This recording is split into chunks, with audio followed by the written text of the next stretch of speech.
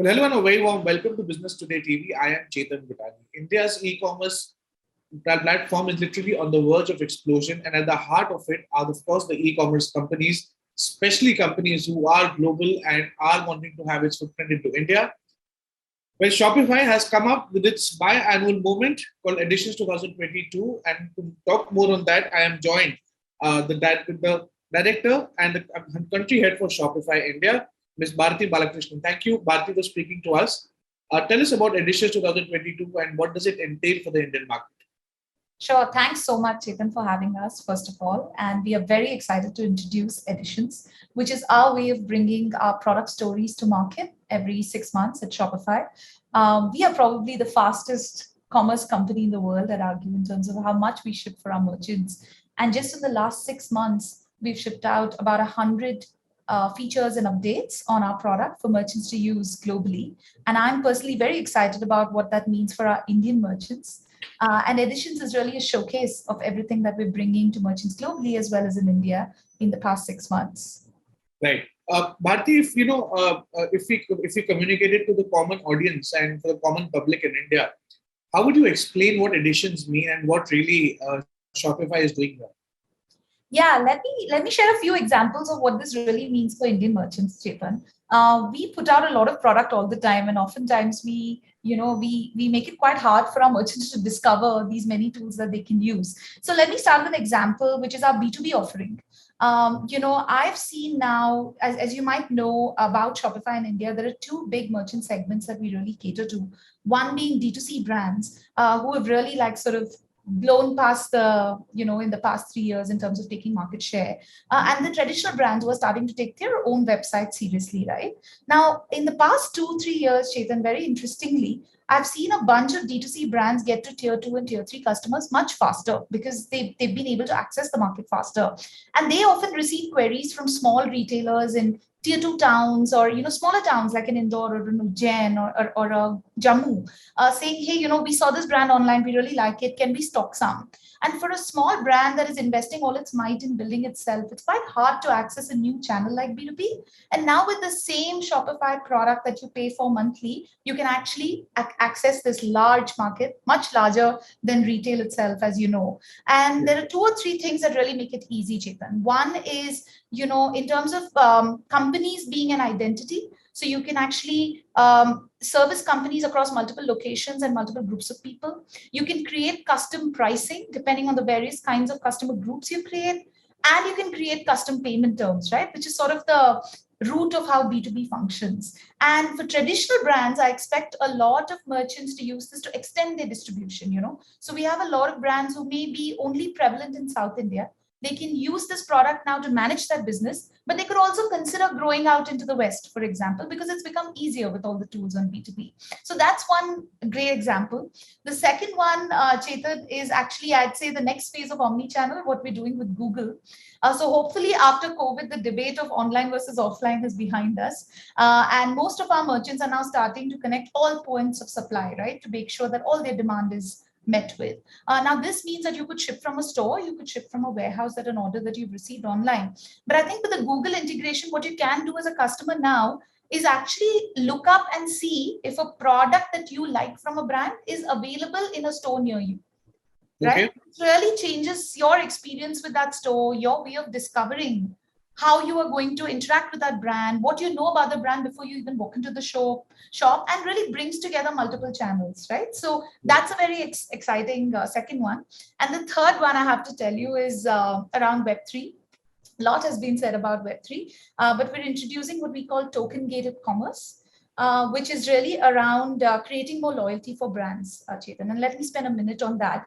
I was stunned by the statistics, so I really want to share it. We did a survey in October last year. And at that point, 1 in 6 Indians said they owned an NFT, but almost 1 in 2 Indians said they would own an NFT this year, which personally for me was a real surprise, right? I can't say that all my friends at this point own an NFT, but 1 in 2 seems pretty substantial.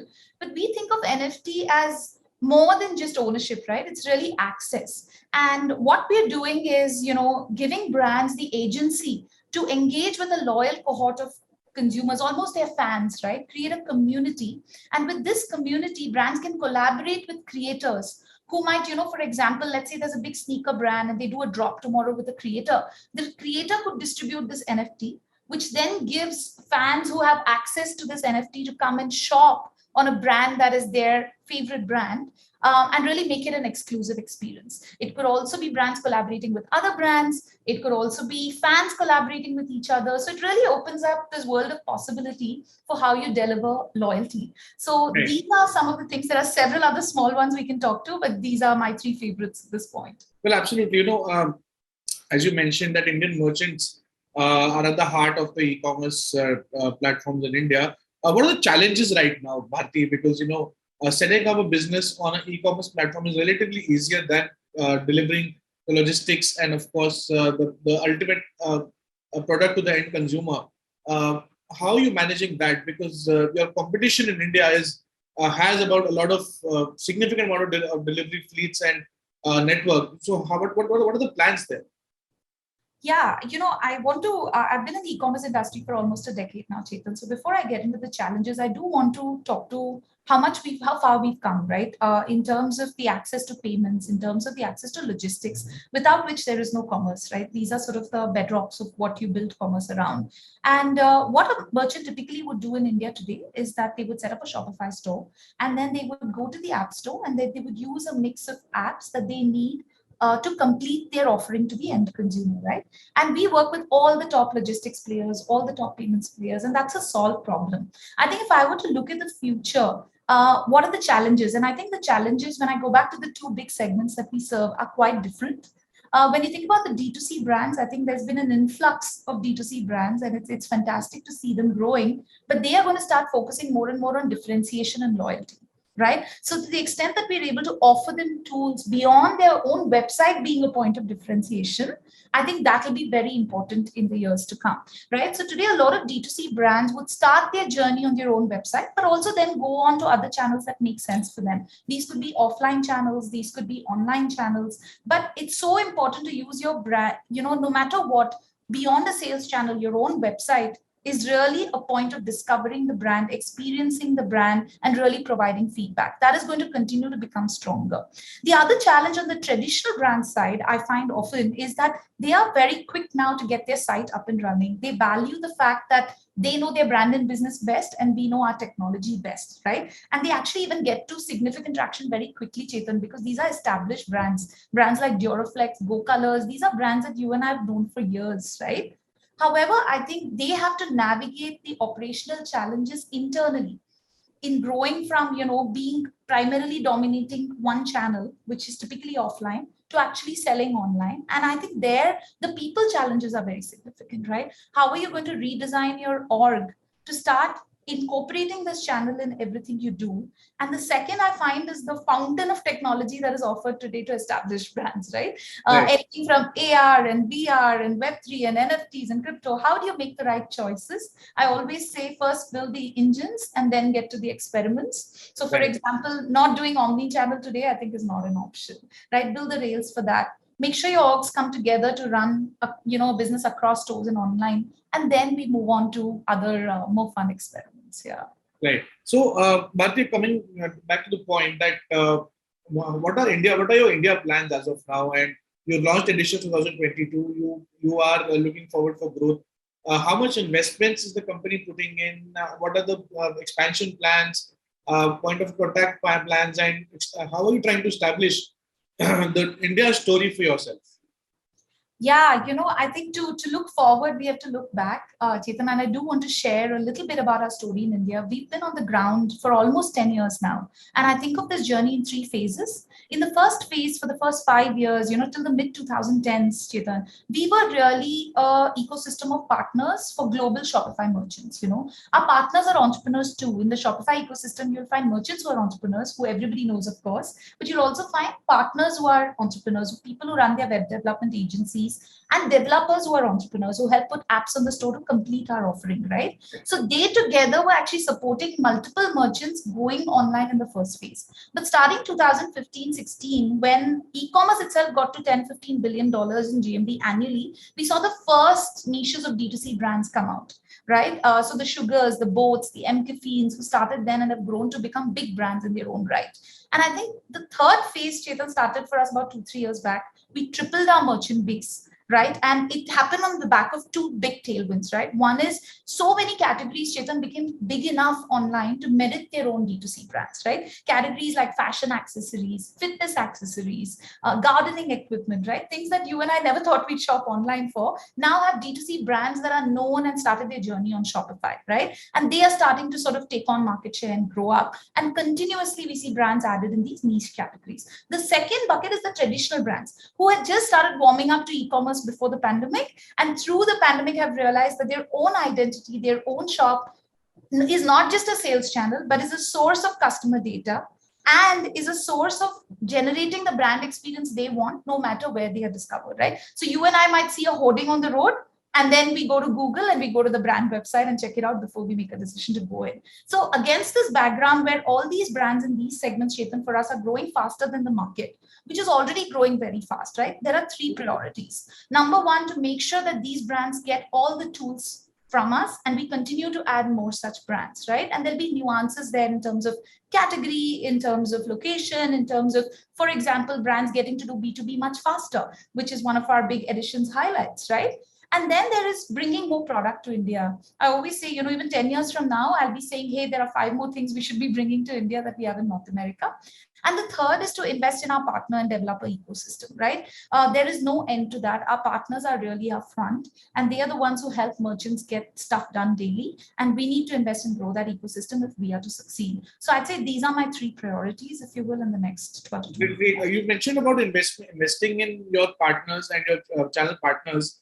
I know that companies usually don't respond as to what the plan is, but give us a brief highlight as to if you plan to expand and invest in your channel partners. How will you do that? Yeah, it's a great question, especially in the context of India, Chetan, because like I said, our journey in India started with partners. So we've been very fortunate to dip into a very large base of partners. We are one of the biggest contributors to apps on the Shopify ecosystem as Indian developers. And even on the partner side, agencies who really help people build their websites on Shopify and get them online. We are the largest base in APAC, right? Okay. Our next stage of growth here is to help these partners grow to the next level. So there are many freelancers who will get to a 10, 15 employee outfit and help brands get from, let's say, 10 orders a day to 100 orders a day. There are many other kinds of partners who are joining forces with us. These could be large system implementation folks. These could be large digital marketing agencies who were earlier sort of focused on the marketing piece, but are now coming back and saying, hey, listen, if we are built on the right capability as a platform, we're able to do more for the brand, right? So I think diversifying our partner base and giving them the tools to reach the next level of maturity is what we are focused on from a partner perspective. Okay, right. Bharati, you must be aware about Open Network for Digital Commerce, ONDC, that Indian government is planning to get. I would like to take your views as how ONDC would perform. Many e-commerce players have resisted this idea, but the government wants a fair play. So, what is your stand on ONDC? Yeah, I want to start by saying we are early students of the ONDC, and at the very high level, what really resonates with us, Chetan, is the mission to democratize commerce for everyone. It really resonates with our own mission of making commerce better for everyone, right? At this point, our understanding is that this offers our merchants an opportunity to access pools of buyers that they may not otherwise be able to access, right? And to that extent, we are evaluating how we can help our merchants be a part of this. But it's still early days, so we will have to do our homework before we understand our exact role. Right. The government is also pushing a moratorium on custom duties on e-commerce trades. At the WTO also it happened. So, do you think it's important that the government in power should really protect the merchants and such duties should be in place and should the players should be literally protected with such shocks of duties? I don't know enough about this particular issue to be able to answer it in detail, Chetan. But what I can say is I have been witness as part of this industry to several steps the government has taken that have been in the favor of online growing, but also merchants really coming into their own right. Whether we take Aadhaar KYC, or we take the rollout of UPI and its growth and its ability to digitize a lot of merchant payments, or we look at the rollout of GST reform. So I can speak to the past and say there is a lot that the government has done in the last 5 to 7 years to encourage more independent entrepreneurs, which is really the story of India, right? Every household has an entrepreneur. And there's been a lot done to sort of bring them into the online world as well, make it easy. And I'm sure there'll be more of that coming our way. Right. My last question to you, Bharti, would be how are you performing as per your competition? What are your sales? What are your plans for India with respect to growth for this year and next year? Because India's growth story is, surpassing billions of dollars every year, and $80 billion story is what India plans for this year. So, how are you managing competition when it comes to other e-commerce companies? I would name them, of course, but are there any aggressive plans? Yeah, I always think about India as one of the largest retail markets first, right? Right. We're almost $1 trillion market, depending on what you look at, and e-commerce is just getting started, right? And our role as Shopify is actually across channels. A merchant may come and start with us online, but really eventually may use our POS systems in his store, may use other forms of product that we offer across channels. And, Chetan, if you look at the early 2000s as well, right, when organized retail first became a part of the fabric of retail in this country, all channels find a way to coexist, right? So as a brand, you will open your own shop. You will also go and showcase as part of a local multi-brand store, and you will also go and be showcased at a department store chains. If you're buying groceries, you went to the largest big bazaar. You also went to your local kirana, and you also started ordering Absolutely. online, right? So I feel in many ways, given the density of our geographies and the way we engage as consumers, this is here to stay. Shopify's role is in really helping independent entrepreneurs come online, as well as extend beyond that, whether it be in B2B or whether it be in B2C in other channels. And we will continue to play that role, right? And I do feel that as brands mature, water finds its level, right, Chetan? So some brands will be heavily always invested in offline because their journey began there. Absolutely. But for them, their own website is becoming important. Why? Because they can today test a new product collection by putting it out and get feedback from their consumers. They're able to use consumer loyalty data in a better way in actually engaging with their communities. They could use token gated commerce tomorrow to do special drops, right? So I think while brands may start at different parts, there always comes a happy mix of what it takes to really take a brand to a consumer, and we are here to play our part in that. Right? Well, absolutely. Bharti, before I conclude, any other interesting trend that you would like to highlight from editions 2022? Yeah, I think we did speak about the fact that loyalty is here to stay, and the fact that more Indians are buying NFT than I'll have anyone make me believe. But I think one of the other things on loyalty that I find very interesting is, the number of merchants who have custom storefronts on our platform has gone up 80% year on year. Oh, wow. Right? That is one more indicator of how your own website can be such a strong differentiator and storyteller of who you really are. Right? So when we look at the future, Chetan, we believe there is a new phase of commerce emerging. Right? Direct to consumer was about providing a direct line for you to speak to a consumer. But we're moving into the era of connect to consumer.